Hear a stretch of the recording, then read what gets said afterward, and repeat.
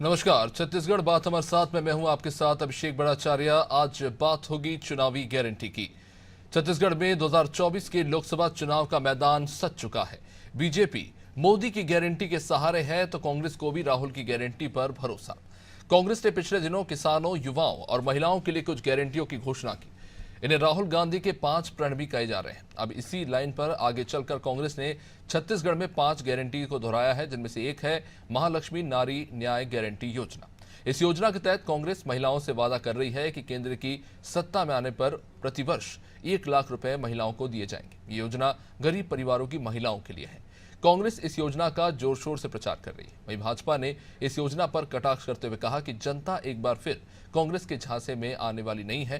क्या कांग्रेस की महिलाओं के लिए घोषित योजनाएं 2024 के लोकसभा चुनाव में कांग्रेस को फायदा पहुंचा पाएगी या फिर ये केवल कागज तक ही सीमित रह जाएगा? आज इसी मुद्दे पर चर्चा करेंगे, लेकिन उससे पहले कुछ प्रतिक्रियाओं पर एक नजर। देखिए, 2018 के चुनाव में कांग्रेस ने बहुत सारे वादे किए थे। विधवा पेंशन योजना, 500 रुपए महतारियों को देंगे, बेरोजगारी योजना, राजीव मितान योजना, ऐसे अनेक। मैं कहूंगा कि उन्होंने 2018 में शराबबंदी के नाम पर वोट लूटिया, सरकार वोट लूट लिया था महिलाओं का। और इन्हें जब से छत्तीसगढ़ प्रदेश की महिलाएं, माताएं, नौजवान ठग पार्टी कहने लगे हैं, तो जब चुनाव का त्यौहार आया है तो ये ठग निकल पड़े हैं। अब अपनी ठग विद्या से ये वोट लूटना चाहते हैं। कांग्रेस वोट लूटिया पार्टी है, जनता इन पर भरोसा करने वाली नहीं है। जो खुद प्रियंका का फोटो उसमें नहीं लगा है, ये खुद की नेत्री के नहीं हुए तो बाकी के क्या होंगे? ये खाली वोट लूटने का बहाना है। कांग्रेस पार्टी नारी बहन को न्याय दिलाने के लिए, क्योंकि सबसे ज्यादा पीड़ित अगर कोई है तो महिला बहनें हैं, क्योंकि घर की आमदनी कम और खर्चा ज्यादा। नारी न्याय महालक्ष्मी योजना के माध्यम से नारी को न्याय दिलाना है। 8,333 रुपया प्रत्येक माह हर महिला को देने का फैसला कांग्रेस पार्टी ने लिया है। कांग्रेस की गारंटी मतलब पक्का वादा, मजबूत इरादा। कर्नाटक में हमारी सरकार है, गृह लक्ष्मी योजना के माध्यम से सीधा महिला बहनों को पैसा जा रहा है। महिला बहनों को उत्साह देखिए, आज घर में पीड़ा है, घर में लड़ाई हो रही है और उसमें मदद लेने के लिए कांग्रेस पार्टी उनके साथ खड़ी है। ये ऐतिहासिक फैसला कांग्रेस पार्टी का है जो मील का पत्थर साबित होगा।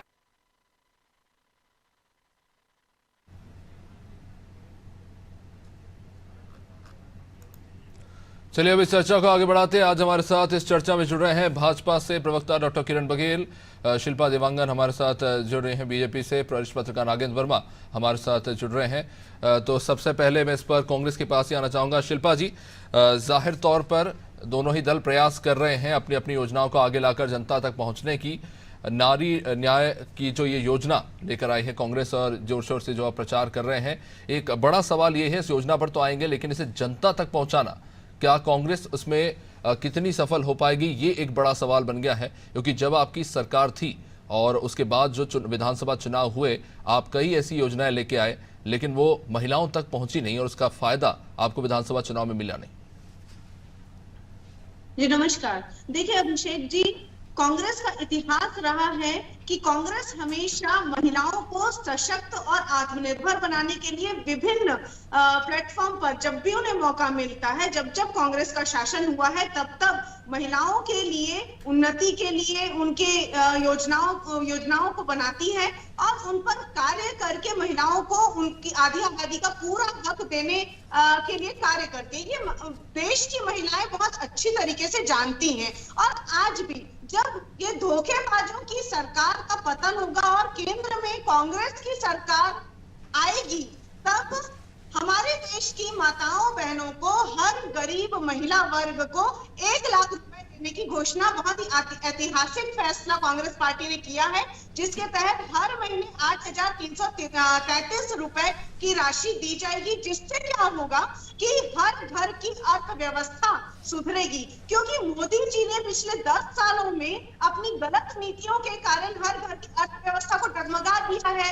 आज जीएसटी के नाम पर जो पैसे की वसूली की जा रही है सरकार के द्वारा, महंगाई इतनी बढ़ रही है, तो निश्चित रूप से घर की अर्थव्यवस्था चरमरा गई है। और इससे जो कांग्रेस की नीति है उससे हर घर की अर्थव्यवस्था में उत्थान होगा, जिससे नहीं, ये लेकिन मेरा सवाल यह है कि सिर्फ फॉर्म भरवाने से क्या होगा? क्योंकि एक तरफ आप फॉर्म भरवा रहे हैं और कह रहे हैं कि जैसी हमारी सरकार बनाएगी इस योजना को हम जमीन पर उतारेंगे, दूसरी तरफ राज्य में एक सरकार है जो एक योजना लेके आई है महतारी वंदन, और वो इम्प्लीमेंट कर रहे हैं। डायरेक्ट कैश ट्रांसफर डीबीटी जो है वो शुरू हो चुका है अब राज्य में। तो ऐसे में क्या कांग्रेस को नहीं लगता कि ये चुनौतीपूर्ण है बीजेपी के परस्पर जो है जनता का विश्वास जीतना?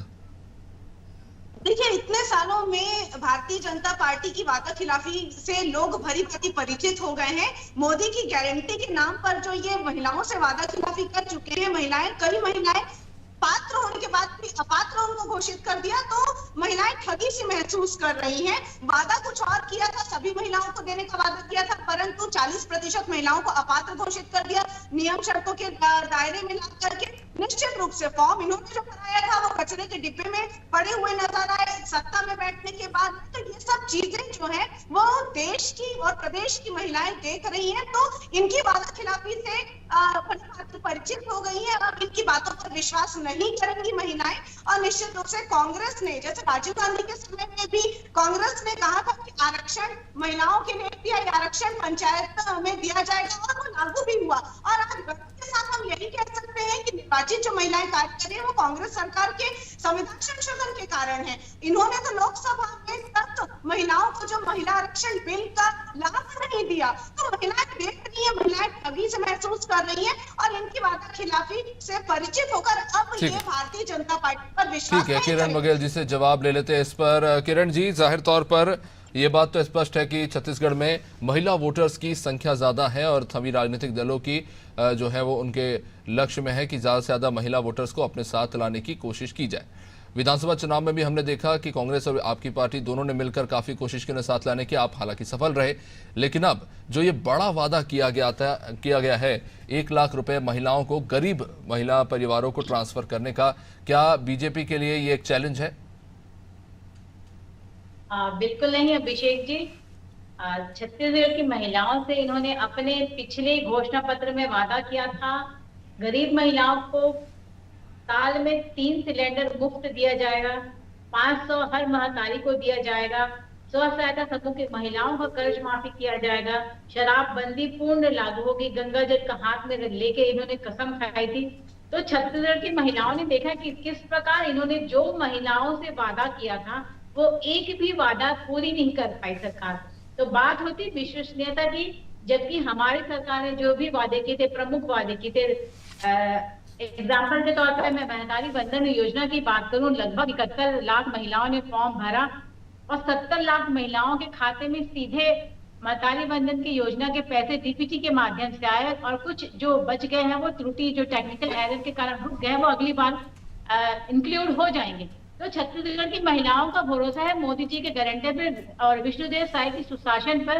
तो जो ये बात कह रहे हैं 1 लाख, पर किरण जी, जिन योजनाओं का लाभ महिलाओं को मिल रहा है, अगर कोई पार्टी उनसे बेहतर कुछ ऑफर कर सकती है जनता को, तो हम क्यों ये माने कि वो उनके साथ नहीं जाएंगे?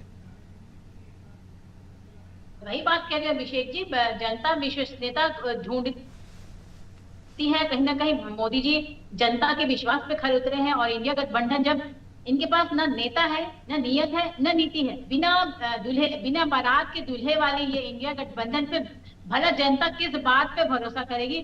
छत्तीसगढ़ की महिलाओं से इन्होंने स्व सहायता समूह की महिलाओं से कर्ज माफी की बात की, और उल्टा उनके ही पेट में लात मारा। रेडी टू ईट का काम उन्होंने बीज निगम को दे दिया था। तो छत्तीसगढ़ की महिलाएं हो या भारत की महिलाएं हैं, देख रहे हैं कि 70 साल इन्होंने शासन किया, मगर ऐसी कोई भी योजना नहीं लाई जो मोदी जी ने, जैसे लगातार सशक्तिकरण की बात करूं तो मैं ट्रिपल तलाक की बात करूं, अभी शिल्पा जी बात करें, 10 साल इनकी यूपीए की सरकार थी, 33% रिजर्वेशन ये लागू कर सकते थे, लेकिन कहीं ना कहीं दबाव में इन्होंने 10 साल के यूपीए सरकार में इस बिल को लटका के रखा। ये ऐतिहासिक कदम किसी ने उठाया तो मोदी जी के कार्यकाल में हुआ है। महिलाओं के लिए घर घर शौचालय निर्माण, 70 साल इनकी सरकार रही, कांग्रेस की सरकार रही, किसी ने महिलाओं के लिए शौचालय निर्माण की बात नहीं कही। धुएं से मुक्ति अगर आजादी मिली है महिलाओं को तो ये मोदी जी के कार्यकाल में हुआ है। एक आदिवासी महिला अगर सर्वश्रेष्ठ पद पर नवाजी गई है तो ये मोदी जी के कार्यकाल में हुआ है। और अभी आप रिपब्लिक डे, हाल ही रिपब्लिक डे में देख लीजिए कैसे थल जल और की ठीक। सेना की महिलाओं का प्रदर्शन हुआ है। तो आप देख सकते हैं कांग्रेस ने महिलाओं को मात्र एक वोट बैंक समझा है, उनके सशक्तिकरण के लिए कभी प्रयास नहीं किया। और हाल ही में अभिषेक जी मैं बता रही हूँ, जिस प्रकार कंगना रनौत को जब हमारी सरकार ने, हमारी पार्टी ने टिकट दिया, तो इनके ही वक्ता ने सुप्रिया श्रीने ने किस शर्मनाक टिप्पणी की है। और इनके ही कल की ही टिप्पणी बताती हूँ, कवासी लखमा जी की, जिन्होंने कहा कि मैं अपने बेटे के लिए बहू ढूंढने गया था, पार्टी ने तो बहू मुझे ही थमा दी। तो किस प्रकार इनका वक्तव्य आता है, किस प्रकार की सोच है महिलाओं को, जो कि कांग्रेस की तो ये तो जग गई है, तो कथनीय और करनी है। मुझे लगता है छत्तीसगढ़ की जनता और भारत की ठीक है, जनता कांग्रेस से इस पर जवाब लेंगे, लेकिन उससे पहले मैं नागेंद्र जी आपके पास आना चाहूंगा। जेंडर पॉलिटिक्स जो है काफी प्रोमिनेंट हो गई है मौजूदा राजनीति हम देख रहे हैं, और जिस तरह से हमने पिछले विधानसभा चुनाव में देखा कि इसे भुनाने में बीजेपी ने महारत हासिल कर ली है। हमने मध्य प्रदेश में ये चीज़ देखी, और कहीं ना कहीं अब कांग्रेस भी उस राह पर चल पड़ी है कि आप जो नारी न्याय योजना लेके आए हैं, और ये काफ़ी ज़्यादा कह सकते हैं कि लुभावना है एक तरह से, जो अमाउंट जो कहा जा रहा है कि हर महीने 8,333 रुपये पहुँचेंगे, सालाना 1 लाख। तो क्या इम्पैक्ट हो सकता है इसका छत्तीसगढ़ में 11 सीटों पर जो लोकसभा चुनाव होंगे उस पर? देश पे तो खैर है। अभिषेक जी, देखना यह होगा कि योजना तो इन्होंने कह दी, जनता तक उसे कैसे पहुंचाएंगे, लोगों को कैसे इससे अपने साथ जोड़ पाएंगे, ये बहुत बड़ी चुनौती होगी। क्योंकि लगातार समय तेजी से गुजर रहा है, जनसंवाद स्थापित करने का जो समय है पर्याप्त, वो कैसे मिलेगा, और आम जनता तक के नेताओं की जो पहुंच है, खासतौर पे कांग्रेस ने हर चीज में, छत्तीसगढ़ में भी आप देखिए तो उन्होंने 11 सीटों में पूरे का पूरा जो अपने प्रत्याशी उतारने में भी जो विलंब किया है, कहीं ना कहीं एक चूक है। ऐसे में इस योजना को लेके भी लोगों के अंदर एक बात आएगी कि क्या वाकई में ये योजनाएं जो है वो धरातल पे आ पाएंगी। अभी भी हम देखिए बीजेपी ने भी ये योजना लागू करी है, लेकिन जमीनी स्तर पे इसमें बहुत सारी चीजें सुनने में आ रही है। बहुत से लोग इसमें परेशान हैं, बहुत से लोगों को 1,000 रुपए ना मिलके उसमें से काफी बड़ा हिस्सा, कुछ लोगों को 500 मिल रहा है, कहीं किसी में कुछ कम है। तो इस तरीके की चीजें जमीनी स्तर पे सुनने में आती है। और जब आप ये बात कहते हैं कि 1 लाख रुपए देंगे सालाना, जो लगभग मैं समझता हूँ कि 8,500 रुपए पर मंथ से ज्यादा की बात आ रही है, तो ये कैसे संभव हो पाएगा? ये आम आदमी तो समझता है इन चीजों को कि ये मिलेगा कैसे। दूसरी चीज में ये एक और चीज समझने की बातें हैं कि आज एक संयुक्त परिवार होता है, लेकिन इस योजना में कहा यह जा रहा है कि परिवार की एक महिला को ये अमाउंट दिया जाएगा। तो संयुक्त परिवार अगर कोई सा एक साथ रह रहा है तो जाहिर है कि उसमें एक विखंडन की प्रवृत्ति पैदा होगी, लोग अलग अलग हिस्सों में बढ़ते चले जाएंगे, क्योंकि एक एक यूनिट बना के वो सरकार से हर महीने पैसे की आकांक्षा रखेंगे। और ये कितना संभव हो पाएगा ये तो आने वाला समय बताएगा, लेकिन बहरहाल ये एक बहुत बड़ी चुनौती रहेगी। और आज के दौर में हम देख रहे हैं कि मतदाता जो है वो इतना शक्तिशाली हो गया है, उसके वोट की कीमत लगने लग गई है। सबसे बड़ी चीज जो बहुत ही दुख का विषय है, आज ऐसी परिस्थितियां बदलती जा रही है। पहले ये सब चीजें नहीं थी, एक दिन का राजा होता था 5 साल में मतदाता, वो बड़ी ईमानदारी से अपना वोट बिना किसी प्रलोभन के देता था और एक सशक्त सरकार का चयन करता था जो पूरे देश के हित के लिए काम करे, विकास के लिए काम करे और अमीर गरीब का भेद मिटाए।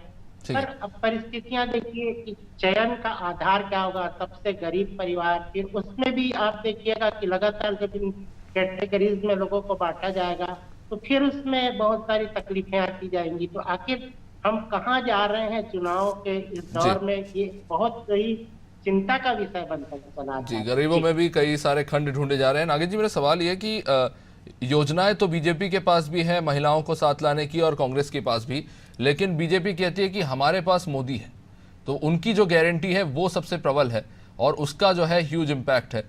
तो क्या मान सकते हैं कि ये कांग्रेस के लिए एक बड़ी चुनौती है कि आप योजना कितनी भी अच्छी ले आए, लेकिन आपके सामने जो व्यक्ति खड़ा है उनकी लोकप्रियता को चुनौती दे पाना एक बड़ी समस्या है?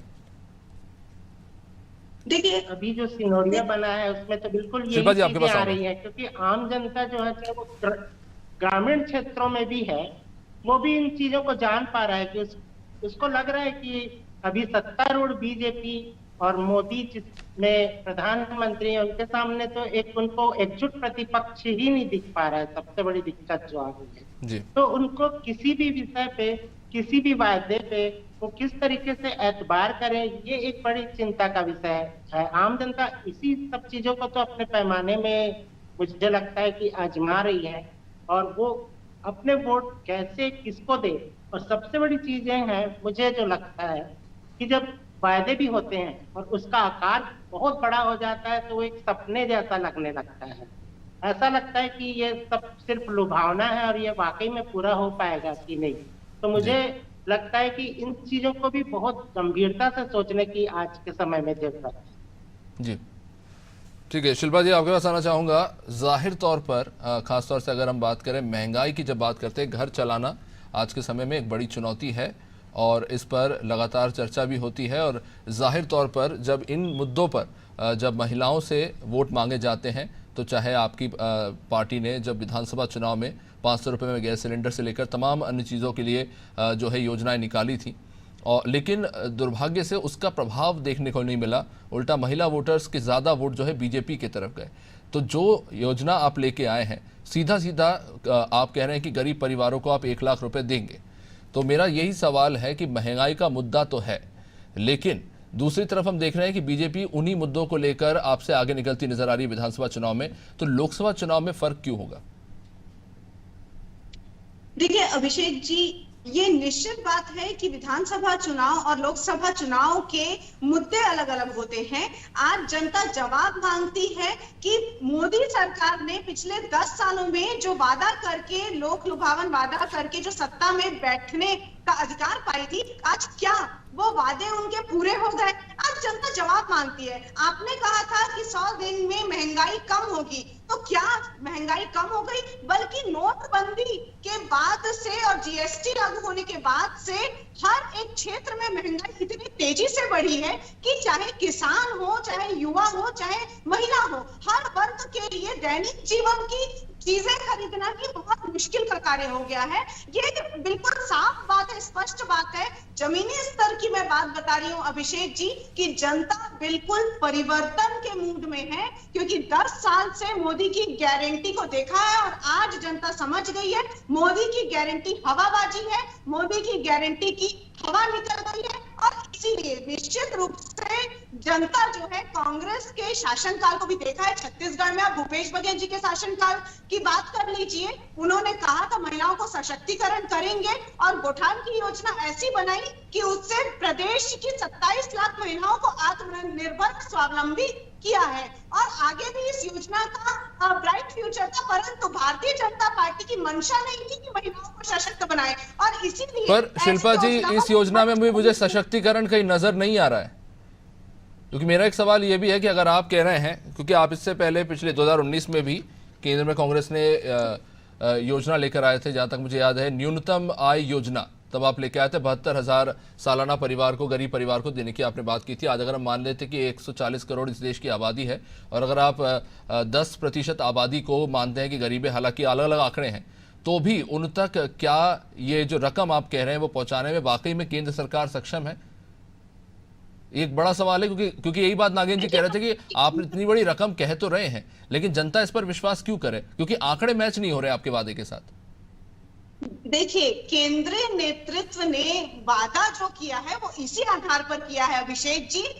देश के और पूरे विश्व के टॉप जो अर्थव्यवस्था के जानकार लोग हैं, उनसे राय लेकर, उनसे राय शुमारी करके ही कांग्रेस पार्टी ऐसा वादा करती है। और निश्चित रूप से कांग्रेस को अनुभव है शासन करने का, और इसीलिए अर्थव्यवस्था, वित्त व्यवस्था की बेहतरीन पराकाष्ठा जो है वो कांग्रेस ने सिद्ध करके दिखाया अपनी पिछली सरकारों में। चाहे आप छत्तीसगढ़ की सरकार देख लीजिए, चाहे पिछली मनमोहन सिंह जी की सरकार देख लीजिए, तो निश्चित रूप से जनता विश्वास करती है, महिलाएं विश्वास करती है। और महिलाओं के सशक्तिकरण के लिए एक और मैं उदाहरण बताना चाहूंगी। हाल ही में लोकसभा चुनाव में भारतीय जनता पार्टी ने जो 30%, 33% आरक्षण की बात की थी, उसे लोकसभा चुनाव में लागू क्यों नहीं की? ये बड़ा सवाल है। लागू नहीं होने से महिलाएं वादा खिलाफी महसूस कर रही हैं। तो निश्चित रूप से ये बोलते कुछ और है और करते कुछ और है। आगे तक ठीक है, जवाब ले लेते हैं। किरण जी, तो सवाल यही है कि चाहे महिला आरक्षण की बात हो, आपने लागू तो किया लेकिन वो अभी नहीं लागू होगा, बाद में लागू होगा। आप कहते हैं हर हाथ को रोजगार मिलना चाहिए, महिलाएं सशक्त होनी चाहिए, लेकिन दूसरी तरफ आप ये कहते हैं कि देश की 80 करोड़ आबादी को आप मुफ्त अनाज दे रहे हैं। अभी भी कई सारी ऐसी योजनाएं जिसमें डायरेक्ट बेनिफिट ट्रांसफर किया जा रहा है। ये सशक्तिकरण किस तरह से?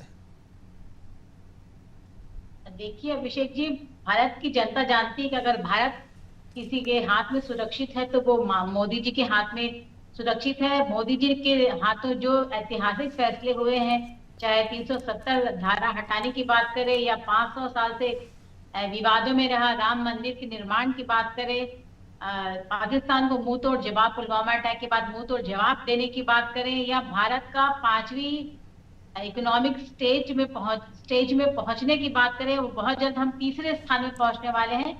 तो भारत की जनता और पूरे विश्व पटल में भारत का जो सम्मान है, आप देख रहे हैं, इस बात का हम इनकार नहीं कर सकते कि भारत का सम्मान निश्चित तौर पे बढ़ा है। पूरे विश्व आज भारत को उम्मीद भरी नजर से देख रहा है।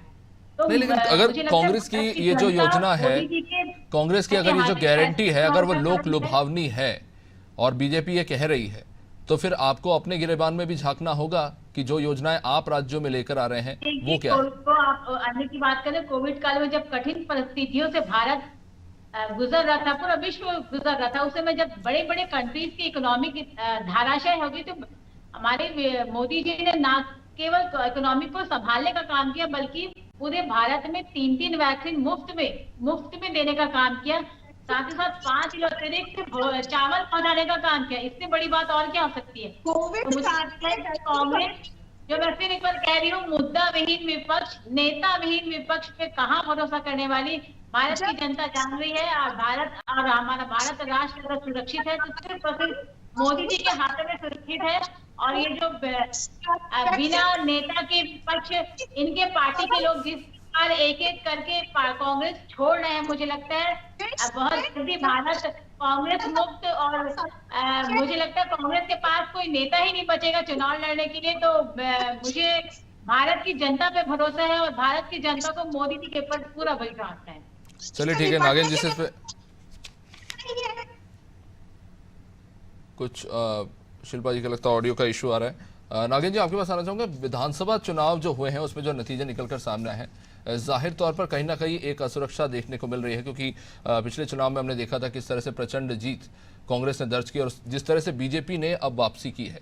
उसके बाद क्या एक कहीं ना कहीं एक डेस्पिरेशन है जिस तरह की योजनाओं को लागू किया जा रहा है कि किसी भी तरह से ऐसी योजनाओं को लाया जाए जिससे जनता को अपनी तरफ आकर्षित किया जाए, बियॉन्ड जो भी बातें हो रही हैं उसके अलावा?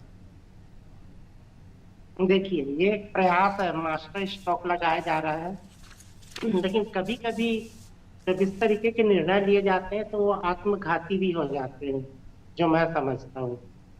देखिए, आपने योजनाएं तो बड़ी बड़ी कर ली, लेकिन एक बड़ा वर्ग जो है वो इसको कैसे लेता है, अपने वोटों को कैसे बदलेगा, ये इस पे असर करता है। कि आपने गरीबों को तो चिन्हांकित कर दिया कि हम इनको पैसे देंगे, लेकिन वो पैसे किनके पास से निकलने वाले हैं वो भी तो अनसिक्योर्ड फील करते हैं अपने आप को। ये पैसा हमारे पास से जाएगा, हमारी जेब से जाएगा और ये उनके पास बटेगा। तो स्वाभाविक रूप से अगर कुछ लोगों के वोट कांग्रेस के तरफ जा रहे हैं तो एक बहुत बड़ा वर्ग जो है वो स्वयं और दूसरे तरफ खींच के चला जाएगा, जो अपने आप को बचाने की कोशिश करेगा। आज के दौर में महंगाई की मार हर व्यक्ति को प्रभावित कर रही है, चाहे वो एक बड़ा इंडस्ट्रियलिस्ट हो या एक गरीब मजदूर हो। सबके सामने वही समस्या है कि वो कैसे इस आर्थिक स्थिति से उबरे और कैसे आगे बढ़े। बात जहां तक नारी सशक्तिकरण की थी, हर हाथों को काम मिलने की बात है, महिलाओं को मजबूत करने की बात है। मैं इस बात को कहना चाहता हूं कि पिछली छत्तीसगढ़ में कांग्रेस की सरकार ने कुछ मुद्दों पे बहुत अच्छा काम किया। मैं नहीं कहूंगा कि उन्होंने गलत किया। ग्रामीण अर्थव्यवस्था को उन्होंने फोकस किया था, महिलाओं को उन्होंने आत्मनिर्भर बनाने का बहुत प्रयास किया। और मुझे ये भी लगता है कि पूरे भारत में महिलाओं के अंदर उनका एक स्वाभिमान होता है, वो मुफ्त में कुछ भी नहीं चाहती। उनको भी लगता है कि अगर वो कुछ कर रही हैं तो उसके बदले में उन्हें कुछ मिलता है तो वो ज्यादा अच्छा है। वो चाहती कि राहत मिले, लेकिन ऐसा भी नहीं है कि वो मुफ्त में रेवड़ी के सभी लोग तलबगार हों, ऐसा तो मुझे नहीं लगता। दूसरी चीज, जी। वादे ऐसे भी नहीं होने चाहिए कि आसमान से तारे तोड़ के ले आएंगे और वो सब जानते हैं कि हकीकत ये होती नहीं है। तो जी। कुछ चीजें जो है वो जमीनी स्तर पे होनी चाहिए जिसका आधार दिखे। अब हम किसानों की जब बात करते हैं तो जी। किसान कौन है? जो जिनके पास जमीन नहीं है, वो कृषि मजदूर जो है वो कृषि के कार्य में लगे हुए हैं, और दूसरी तरफ जिनके नाम पे जमीन है वो आप देखिए क्या करते हैं देश में, वो हड़ताल ठीक है। में जाते हैं, हवाई जहाज में उड़ते हैं। तो स्वाभाविक रूप से ये विसंगतियां जो है जी। इस पे ध्यान देने की जरूरत है। जी, माफी चाहूंगा, और इस आज चर्चा को ये पर आम विराम जनता देना होगा, समय अब इजाजत नहीं देता। बहुत बहुत शुक्रिया आप सभी मेहमानों का इस चर्चा में जुड़ने के लिए। तो कांग्रेस इस न्याय योजना को लेकर छत्तीसगढ़ में आगे बढ़ रही है। अब आने वाले समय में ही स्पष्ट हो पाएगा कि इस योजना का कितना प्रभाव वोटर्स पर पड़ता है। फिलहाल इस कार्यक्रम में इतना ही। आप देखते रहिए अनादि टीवी। नमस्कार।